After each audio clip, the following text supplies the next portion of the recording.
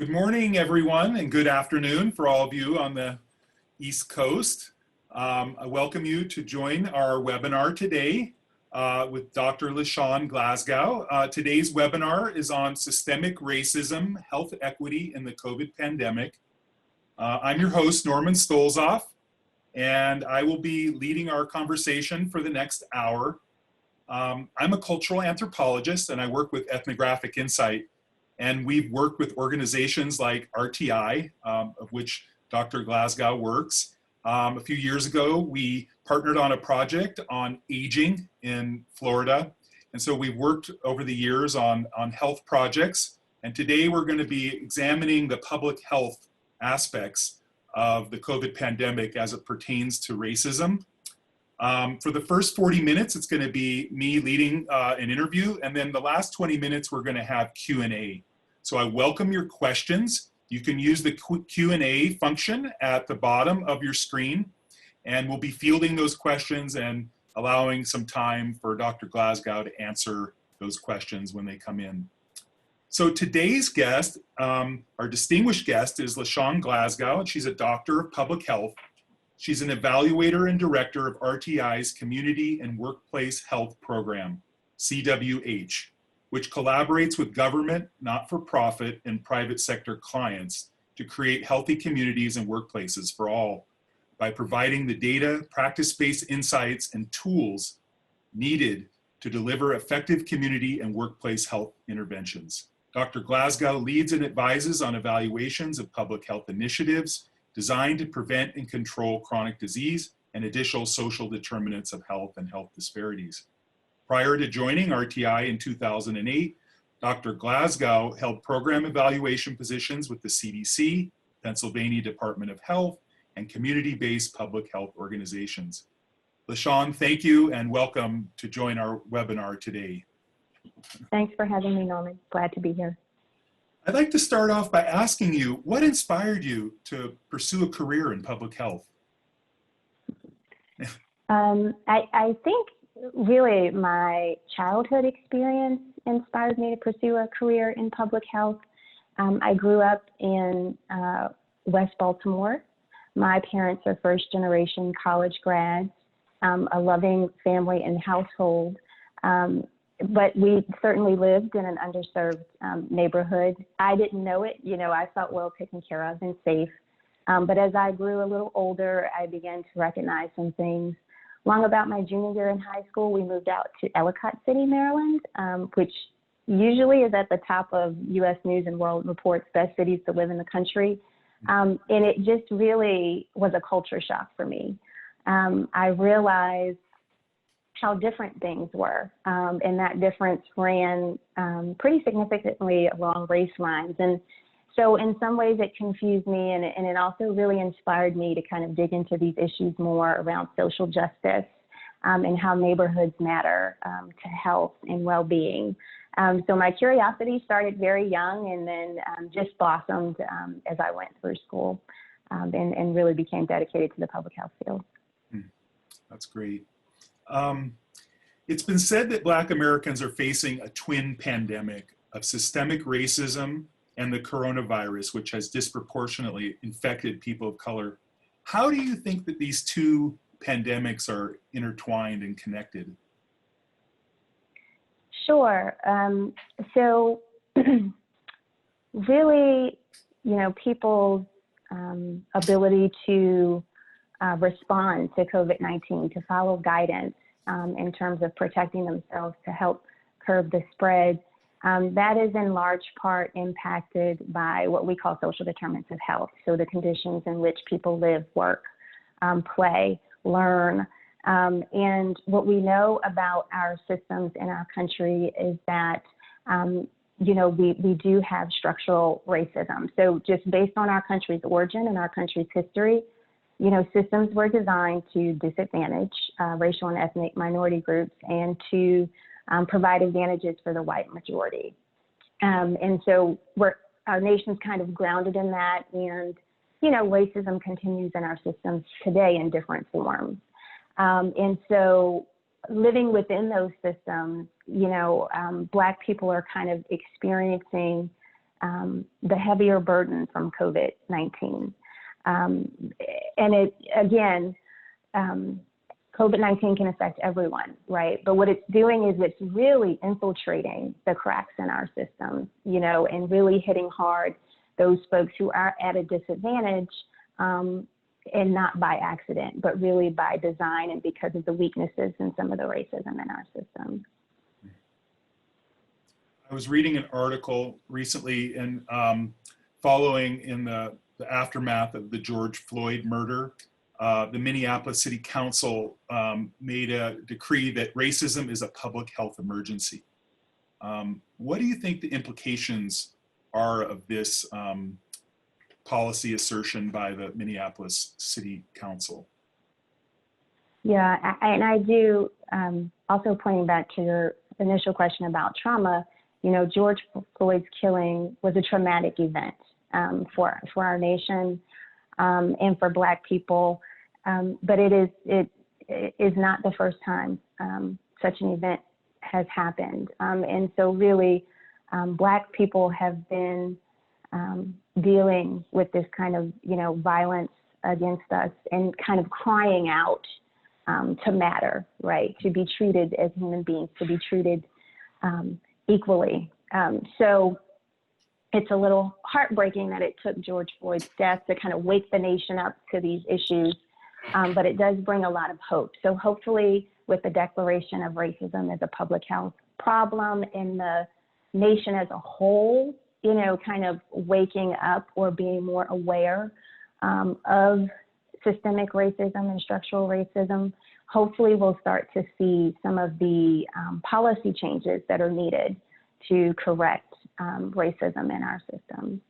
Hopefully we'll see, a rise in public will and political will to do what really needs to be done to help promote equity and also health equity. Really, it's what you said about your sort of early childhood experience, the comparison that you had in moving between two neighborhoods. I'm struck by, a very timely article. In fact, it was just published this morning in the New York Times. It's called Racism's Hidden Toll. And the author asserts that perception of health in America depends on who you are. Can you elaborate on that in light of some of the things that you've mentioned about how Black Americans experience health differently than the majority white population?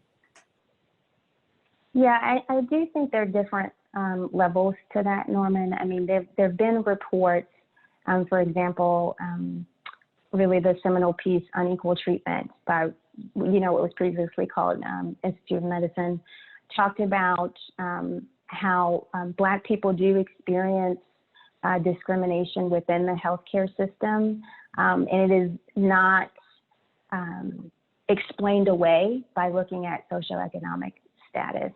Mm-hmm. So, systems and the people who exert power within those systems or act on behalf of systems do act differently towards racial and ethnic minorities. They perceive them differently and act differently.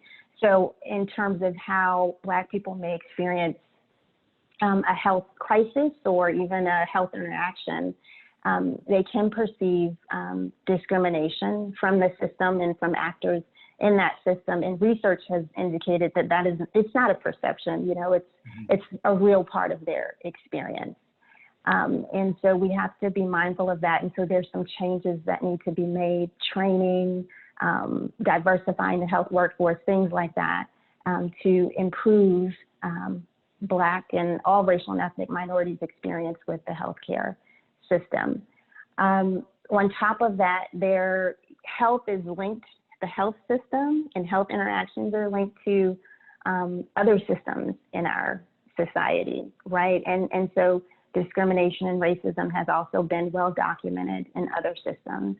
We know we have education inequities, housing inequities, inequities in the criminal justice system. And so really the burden of all of that onto a people does impact well-being, your sense of physical and mental well-being. It's a very heavy burden to carry and heavy issues you have to face in your day-to-day life. Mm-hmm. So there's definitely a mental health component of that as well. Absolutely, yes. I mean, certainly racism takes a mental health toll on the people who experience that racism, and like we talked about, their physical health implications as well. And, you know, it is important to recognize the impact that structural racism has on individuals. But I think it's also important that we keep in mind, you know, the big picture, right? This is a big system kind of churning and at play here that's really creating disadvantage for whole population groups and creating advantage for other population groups. These systems were designed that way. And again, over time, we've started to dismantle, you know, some of those issues, but there's still more work to be done. Mm-hmm. Have you seen any of these? I've seen there's kind of like infographics that are going around that try to explain like the difference between inequality and, you know, equity and so forth. Do you have any favorite images or metaphors that you use to help people wrap their heads around the idea of something that's, as you're saying, that's so global, so macro, something structural racism, which, you know, in the United States, not a lot of us take sociology or other social science classes, you know, as part of our high school and college education. So we're not always equipped to really have the conceptual tools to understand this. Sure, Norman. So there is a popular graphic where 3 individuals are trying to see over a fence to view a baseball game. Lots of folks probably seen that one.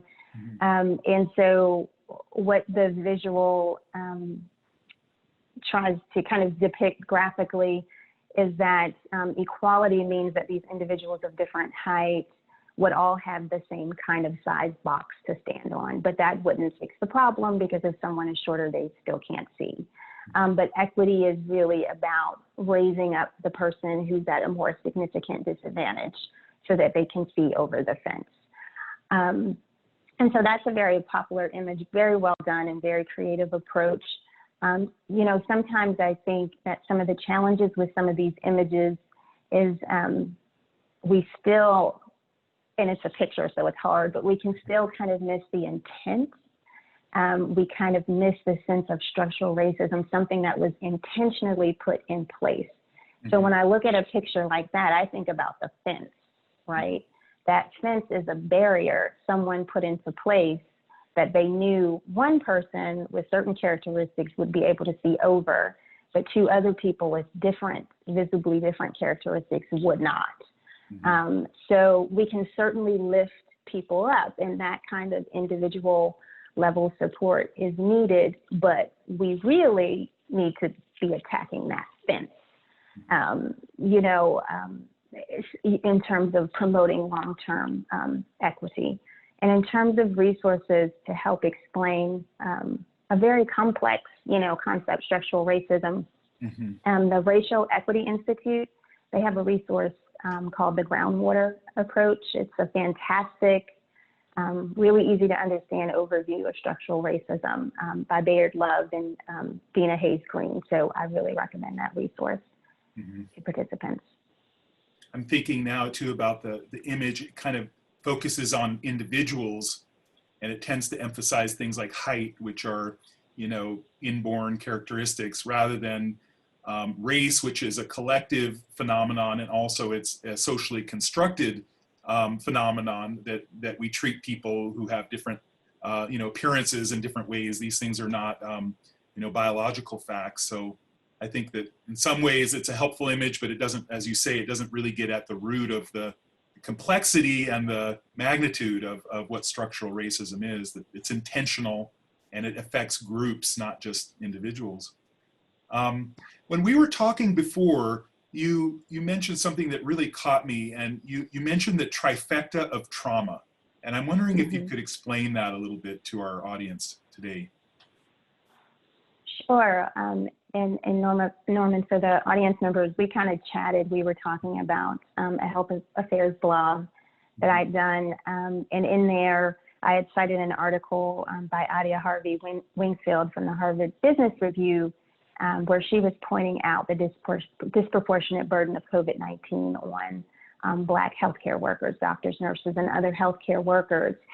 And, you know, in my blog, I was saying it's kind of important to keep that in mind. And so when we were talking, you know, we kind of talked about that's almost a trifecta of trauma there, where, you know, as everyone, you know, is trying to take the steps necessary to protect themselves and loved ones from COVID-19 and help to curb the spread. And we're doing that as individuals.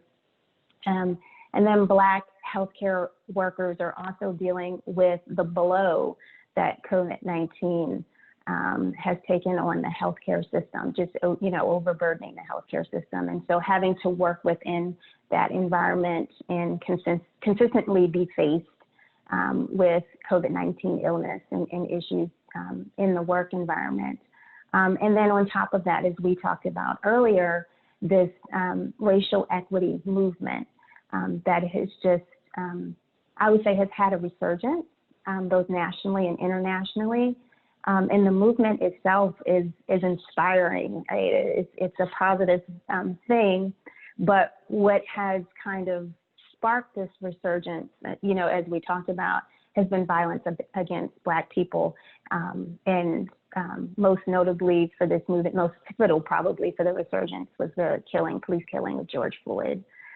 So while the movement itself is inspiring, you know, just there is some heartache and some burden and some trauma that comes along with, you know, what's kind of behind the resurgence of the movement.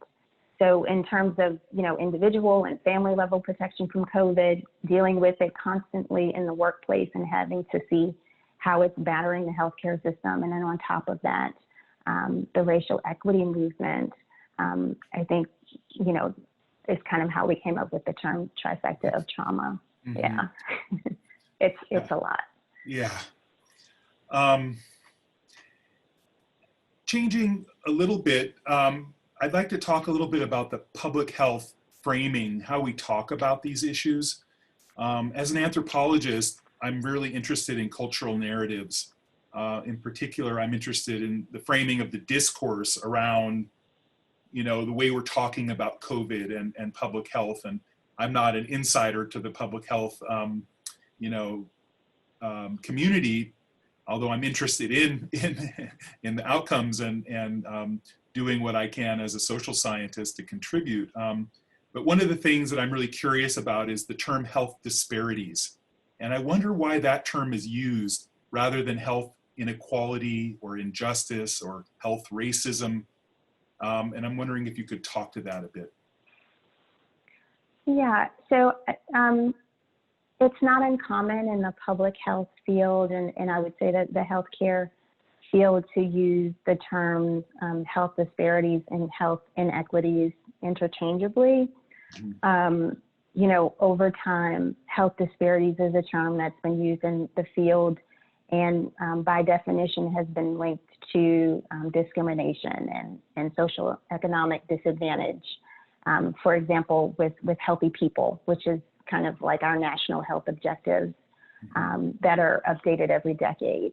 So health disparities is really, you know, connected to issues around discrimination and disadvantage in some of the public health literature. And of course, you know, again, researchers who've been working for decades really to promote health equity have been using the term structural racism and health inequities for a long time. So I would say, you know, there is some inconsistency in the terminology.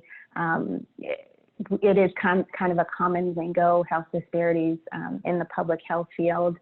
But you raise a really good point, and it's one, again, in the groundwater approach, they talk about that a little bit, how this issue of structural racism or racism in our systems is termed differently across different fields. So in healthcare, we may say health disparities. In education, we may say achievement gap. and things like that. So, the authors kind of point out that when we use this very terminology, it can kind of distract us from the bigger picture, right? The big, issue of structural racism, and it kind of can dilute our understanding of the ways that systemic racism is connected across our systems, and that is structural racism. So, inequities in the housing system are linked to inequities in terms of the education system and healthcare access, which is, linked to inequities in healthcare outcomes. So, it's a linked kind of system at play here. And so using a common terminology would definitely facilitate, I think, a better understanding of the connections of, racism across our systems, and thinking of that as, the big picture of structural racism. For me, disparity has a sort of neutral tone to it. And I think it also takes us away from causal inferences around how did rather than these differences just being sort of random outcomes, or for some people who want to link those to our biological differences. For instance, some populations, I'm Jewish American, we have incidents of Tay-Sachs disease, and we could say that's a disparity due to my genetic inheritance, rather than something like structural racism that you've been saying is designed, and that there's there's basically an author that the society has basically built these things in. And so to dismantle them isn't just something that has to be dealt with at the outcomes level, but has to be dealt with further upstream, where these disparities are actually being produced or created. Yeah, I absolutely agree with that. And I would say when we're using these terms, even when we use structural racism, it's important to explain that, put that context in, and help to draw the connections. And I think that's what a lot of prominent researchers in this field have done, make the connection between how our system started, so history, and how that has played out over time, kind of answering the question, how did we get to this point, and making those connections. Because when you follow that thread, you like you said, you kind of see that this is not an individual level issue, that structures were intentionally put in place to assign disadvantage and advantage. And so therefore, we have to be just as intentional about fixing these systems, which does mean, policy change. It's not just up to the individual to change their behavior. I mean, that's not going to do it. And it's not the right approach here, because that's not the root cause of the problem. So we really need to get down to the root causes. So there's a tendency there to look at behavioral things, diet or lifestyle, and basically assign the disparity to those individual level choices, rather than things that are, as you're saying, social determinants, housing, access to care, income level, all of those different social variables, which are determined by structural racism to a large extent. Yes, absolutely. That's the thread that, we need folks, we need decision makers, researchers, people working in these fields to really follow and get, so we can all be on the same page about what it's going to take to fix the problem. Mm-hmm. How would you define health equity? Yeah. So I would say health equity is really, the American Public Health Association defines it as everyone has the opportunity to attain their highest level of health. And so I would, being a public health professional, certainly endorse and adopt that definition. And so when we, juxtapose that with, the issues of structural racism, we've been talking about these the structure of racism in our systems really is a blockade to achieving health equity. It prevents us from being able to achieve that. And like you said, it's not a change in individual behavior we're seeking. We need to attack that sense, right? We need to go at those structures and really make sure that first people actually have a real opportunity to achieve maximum health. Mm-hmm. I read an interesting policy piece coming out of UC Berkeley, and they called it targeted universalism. And I think it really corresponds well to the definition of equity, because it's not equality where the level, everyone could be equal, but it could be at a lower level. So we get equality, but it's not at this targeted universal level of something where we can achieve our highest goals. So equity is really has a ideal of where we should all be at, and so bringing the groups, as you said, that are most disadvantaged up to the highest level, not bringing everyone down to some baseline. I think that imagery is really useful when for Americans that are so ingrained in individualism, who sometimes think that if we're going to be equal, it's going to be at a very low level of of achieving things like our health goals and so forth. Yeah, and that ideology of American individualism has been a challenge. Frankly, it's a challenge to amplifying these messages about structural racism and helping decision makers, policy makers understand and make that connection, because individualism says we rise and fall on our own, we pull ourselves up by our bootstraps. If you work hard enough, you can achieve it, all of those things. And so this is really a different way of looking at these issues. And so people have really been on the bullhorns raising these issues. Dr. David Williams, Cameron Jones, several researchers who I cited in my piece for decades. And then I think if we bring it back to COVID-19, here we have a pandemic that is really rocking our nation, right? Shaking up all of our systems. We cannot ignore it. We're a captive audience. It has our attention, and we're watching how it's infiltrating the cracks in our systems. So it's kind of, collectively as a nation, kind of shaking our eyes awake to some of these issues. And so hopefully, I don't know if we'll ever really detach from the ideology of individualism, but hopefully people are broadening their views and seeing that there are other things at play here. Mm-hmm. In your powerful publication, Beyond Lip Service, Taking a Genuine Approach to Tackling COVID-19, you stress the importance of recognizing the diversity of Black Americans. Why is this recognition critical? Yeah, I just think it's part of valuing Black Americans as human beings whose lives matter. I mean, we talked about this and the hopefulness of the racial equity movement. And also the burden of it, like why we even have to have it in the first place. So I think recognizing the diversity of Black Americans is part of just valuing Black Americans as humans.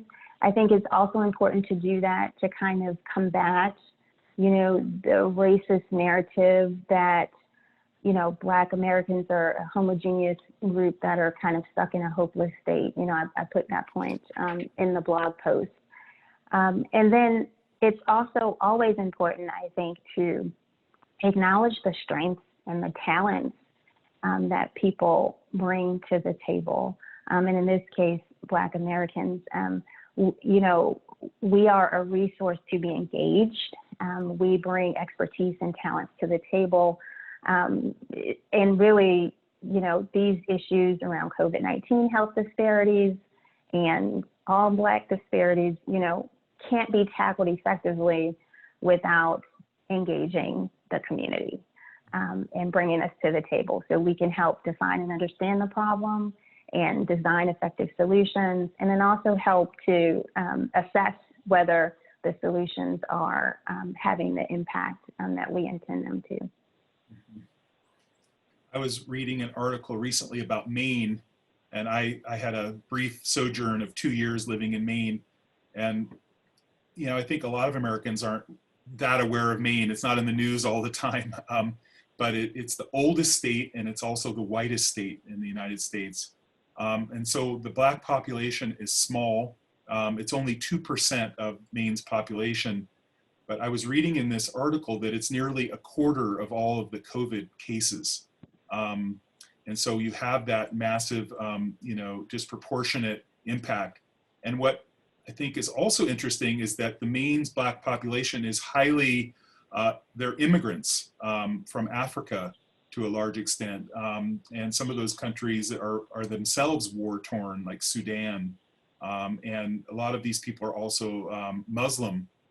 So can you talk a little bit about the cultural and religious and, you know, immigrant status and things like that, and how that impacts public health and, you know, how we deal with COVID in particular as it pertains to these diverse Black Americans? Absolutely, yeah. For any public health intervention to be effective, to really reach and have the positive impact on, you know, different populations, it has to be culturally responsive. And understanding what the cultural preferences are, understanding and being responsive to differences in spoken language at home, for example, and also, you know, kind of prominent family structures and things of that nature. And again, community engagement is a real key piece of that. Like, you can't guess at that. Quantitative data are important, you know, I'm a scientist and they are important, but they don't tell the whole story, and they don't get down to the level of nuance we need to be able to tailor interventions. So everything from health communications and messages that you're putting out, or even if you're trying to set up testing or reaching out as part of contact tracing, you know, the language, the messages, the messenger, you know, they all need to be acceptable to the community that's being served. And, you know, the kind of surefire way to make sure that happens is by, you know, engaging leaders in the community, members in the community, community organizations that have been effectively serving this community over time, so kind of trusted providers, to really understand those cultural preferences and practices so that interventions can be responsive to them.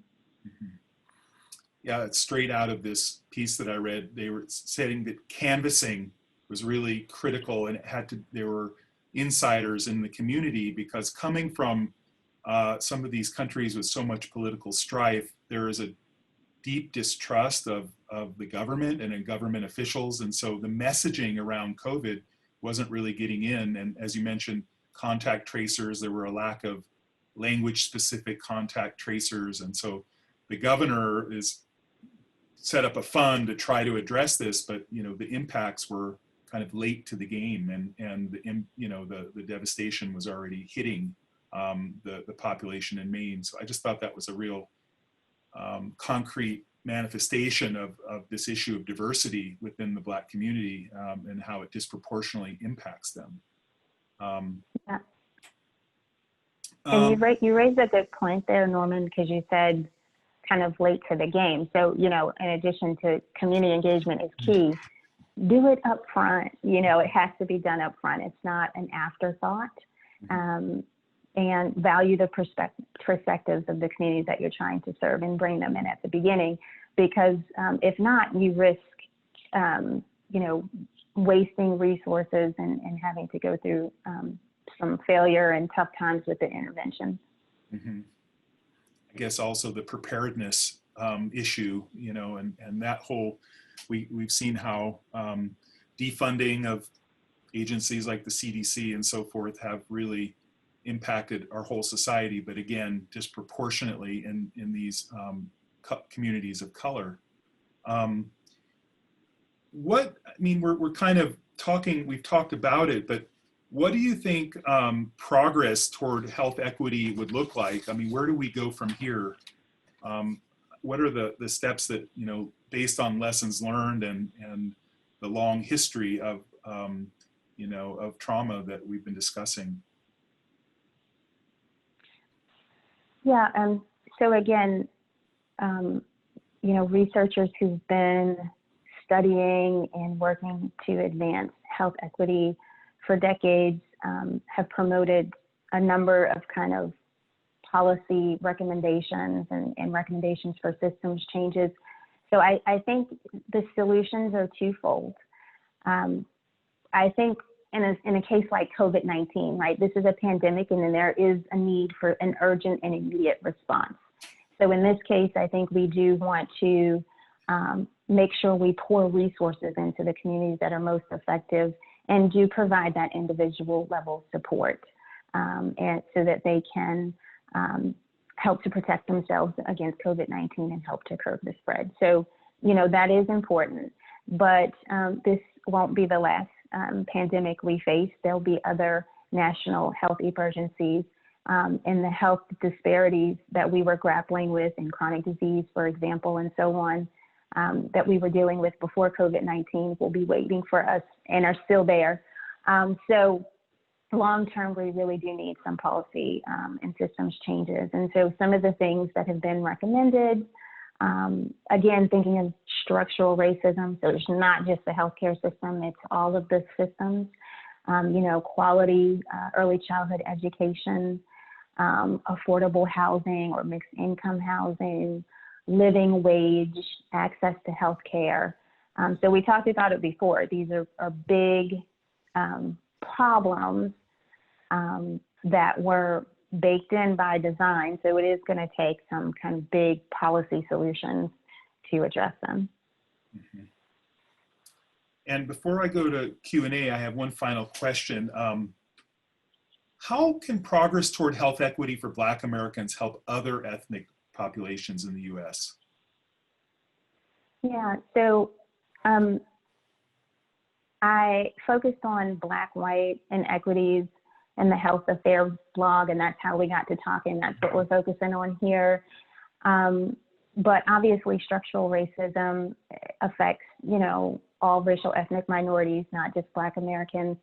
That piece was written right at the beginning, earlier in COVID-19, where we started to see data about some stark Black-white disparities. So that was the reason for the focus. But certainly, all of the interventions, policy changes we pursue to promote health equity should be done with an eye to improving outcomes for all racial ethnic minorities and other groups that are disproportionately experiencing health burdens. So, the things that I just mentioned, access to healthcare and quality education, those don't just benefit Black Americans. They benefit all of those experiencing disparities, and they benefit all of the country, really, right? Because we're helping to position people to fulfill their potential. And in turn, they will achieve a better sense of well-being and also be able to contribute to society as a whole. Mm-hmm. I was reading an interesting study. I think it just came out that because there's been so much focus on children and the impacts on children as it pertains to the reopening of schools, that just looking at hospitalizations, the Latinx population is 8 times more likely to have their children hospitalized, and Black Americans are 5 times more likely as compared to white Americans. So, even at the level of children, and it's just striking the deep impact. So I'd like to transition now. We've got some excellent questions filtering in, and I want to go to our first question from Pamela, and she says, "Thank you for this interesting discussion. As you talk about inequalities in healthcare access, I find myself thinking about the likely vaccine which we hope will be available next year, I've wondered what the likely impacts of existing structures may be on who gets the vaccine and when, and what might the fallout be in terms of the ongoing threat of COVID-19. What would you expect given what you know about public health processes you've seen? Yeah, I think, thank you for that question. I think that question is spot on. Like, now is the time to be planning ahead for how vaccines can be handled in an equitable manner, recognizing how, again, COVID-19 has exposed the cracks in our systems up to this point. So with no change, no effort to provide a racial equity lens, if we just use recent experience as a guide, then unfortunately, if things were to continue without intervention, it is possible that we would see disparities in terms of access to vaccine and also, you know, being able to actually get the vaccine. So I am hoping that a lot of what our leaders, our nation's leaders, policymakers, are waking up to in this country right now with COVID-19 around understanding these inequities and how COVID is disproportionately burdening some populations, that lesson will carry over into the planning for vaccine distribution. But we definitely have to keep an eye to it, because if not, we know due to the weaknesses in our systems, we're at risk of, unfortunately, you know, exacerbating disparities. And we have a question from Anita. Could you please give an example of systemic racism in our healthcare policy? Sure. So in terms of systemic racism, some of the issues, and I touched about this on the groundwater approach.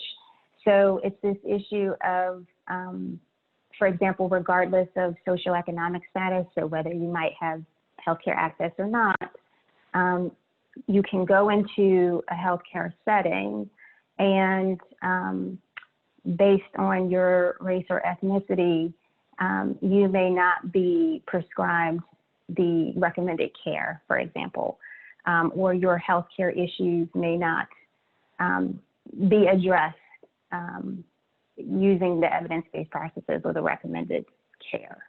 So in that sense, you have actors in the system who are responding to a patient, regardless of socioeconomic status here, and responding to them in terms of race or ethnicity. And so some perceptions are based on race and ethnicity instead of the case being presented. So for example, we see increased infant mortality among Black Americans. You know, if you take socioeconomic status out of the mix there. So we see some health issues. Again, I recommend guys look at the unequal treatment report, and also the groundwater approach. But there's some examples with infant mortality and deaths when giving childbirth and other issues like that, where we see these disparities and we see the results of systemic racism. Great.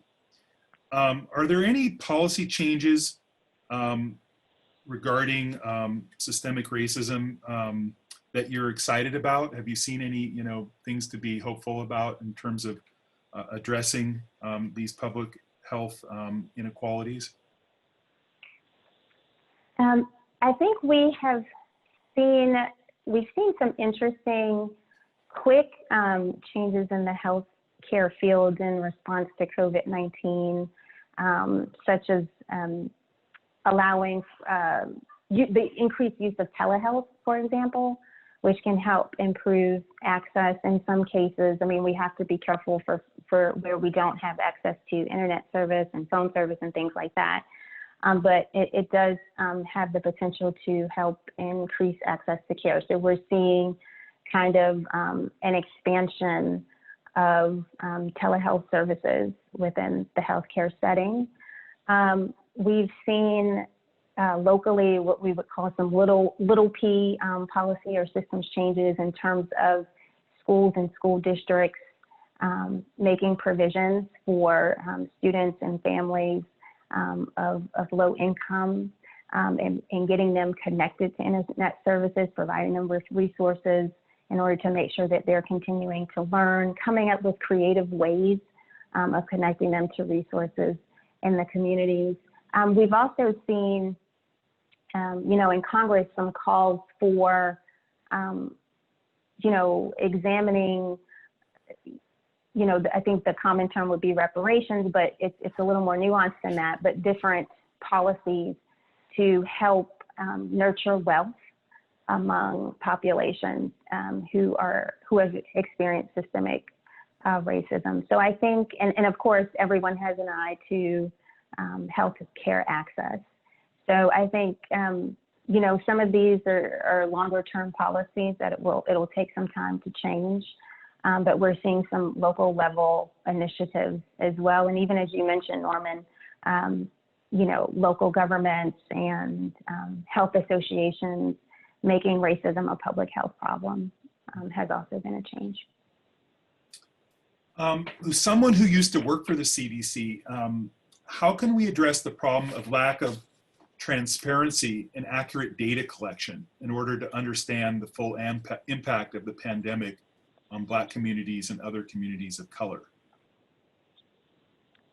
Yeah, and that, I think it's partly a transparency problem, but, based on, my own study of this issue and everything I'm reading, it goes back even further, I think, to a data availability and collection issue, right, and quality issue, that in some cases data on race and ethnicity are even missing when it comes to COVID-19. So incomplete data, so really needing to make sure that we invest the resources in our public health systems so that the data we need to assess health inequities and then work to address them are available and are collected systematically.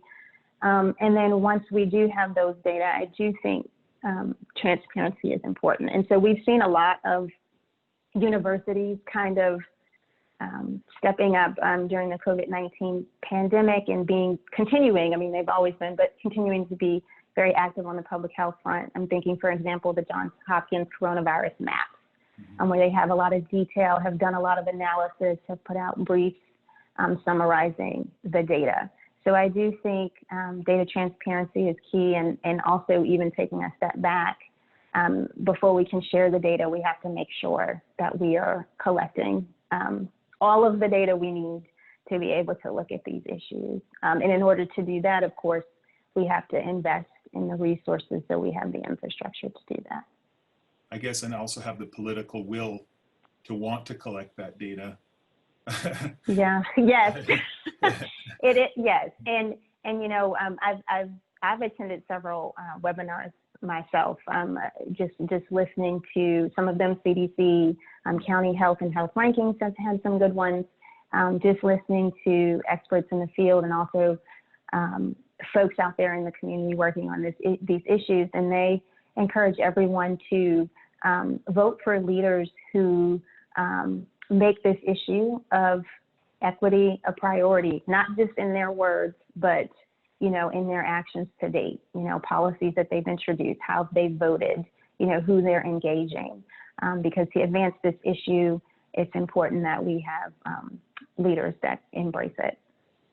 It's really interesting because we've had these discussions about access to care, through Obamacare and issues around single payer, but it's all focused on, the traditional healthcare system and not at a public health level. And so hopefully this will bring an awareness to public health that I don't think has really been in the minds of that many Americans.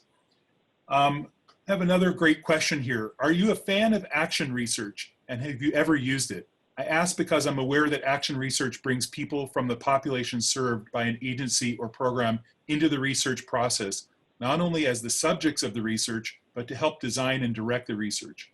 I would love to hear about any projects you have worked on that employed these kinds of methods. Wow. Great question. Yeah, it is a great question. And I might, I think we may use different terms, but I think we're talking about similar things. So I may call that community-based participatory research. or community engaged research. I am a fan of that research and do some of it and have over the years. I would say that there's some built-in tensions with that research that have to just be acknowledged up front, which is when you have a funder, and especially if we're talking about, government funding, whether it's federal, state, or otherwise, there are usually some priorities and some end goals that's tied to that funding. And so it's still very important to engage the community, but it's important to do so in a transparent manner, where you lay out the funder's priorities and any restrictions, any boundaries and things like that up front. I think in its pure form, this kind of community-based participatory research, you're engaging community members at the very beginning, where you're even talking about engaging them in setting the research questions, right, and the research methods. And candidly, that's just not always possible, depending on some of the funding mechanisms. So I am a fan of that research. I think there's certain things to keep in mind and be mindful of in terms of the tensions inherent in that kind of research. Not to say we can't do it, but just how important it is to be honest and have conversations with the community about those things up front, and how those things are to be addressed. And then I think if that can be handled appropriately, it is a great way to really broaden researchers' thinking about the health problems and broaden their thinking about the context in which the problems occur and the interventions play out, and what interventions can even look like. So I do think it's an excellent approach to help advance health equity with transparency and honesty. I've been kind of immersing myself in the whole patient-centered outcomes research paradigm, and that, when it comes to clinical trials and things like that, that outcomes that matter to the people oftentimes are very different than the clinicians or the pharmaceutical companies that are developing outcomes. So critical to get those human-centered outcomes into the research process from the get-go. Another great question we have here, can you speak a bit to the systemic racism in the prison system and how COVID has fairly quietly raged through the prison system, and how this must certainly be resulting in devastating COVID-related illness and death in the Black community? Yeah, so I think, again, in that groundwater approach resource, they do talk about some of the systemic racism in the criminal justice system, where we see the penalties for racial and ethnic minorities and the consequences being much more severe compared to white, non-Hispanic people. And so, again, that's definitely documented.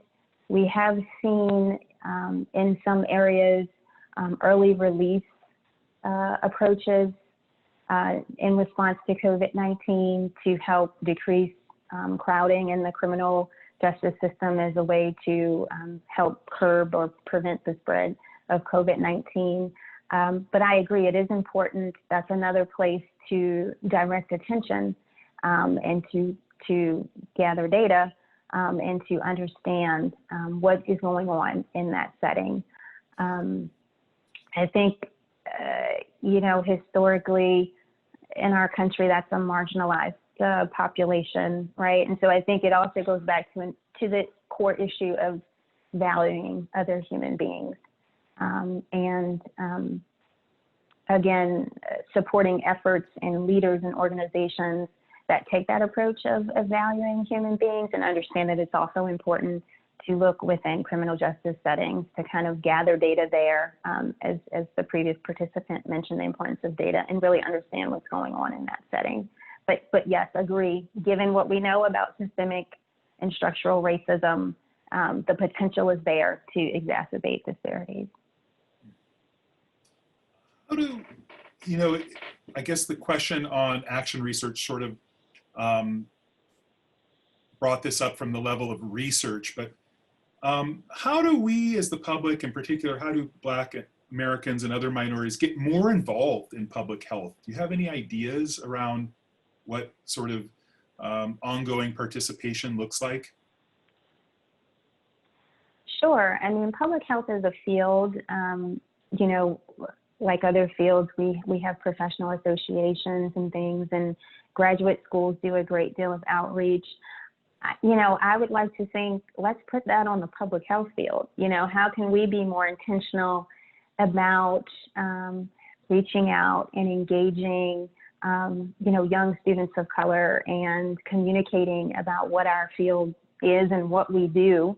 And so I think university community partnerships are an important part of that, as well as research institutes like RTI. You know, you have internship programs, and you are intentional about reaching out beyond, you know, maybe the leadership team's network, right? It's important that we're very intentional about reaching out to HBCUs and communities of color, and participating in events at schools and outreach events to really promote the field of public health. And it's a vast field, you know, so, you know, students who are interested in math can go the statistics route, and those who, you know, have a more interest in qualitative. So I think there are tons of opportunities in the public health field.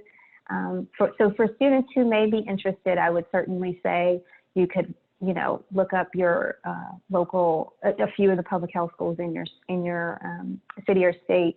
Social media has made it really, really easy to follow, you know, public health institutions, research institutes in schools and so on, and public health associations. So that's a free way to kind of learn a little bit more and to make some connections and to kind of start to build a network. But I would really more put the onus on the public health field to be intentional about reaching out and nurturing opportunities for students of color who are looking to become colleagues of color in the public health field. Well, thank you so much, LaShawn. This has been a wonderful conversation. I really appreciate your insights and your time today.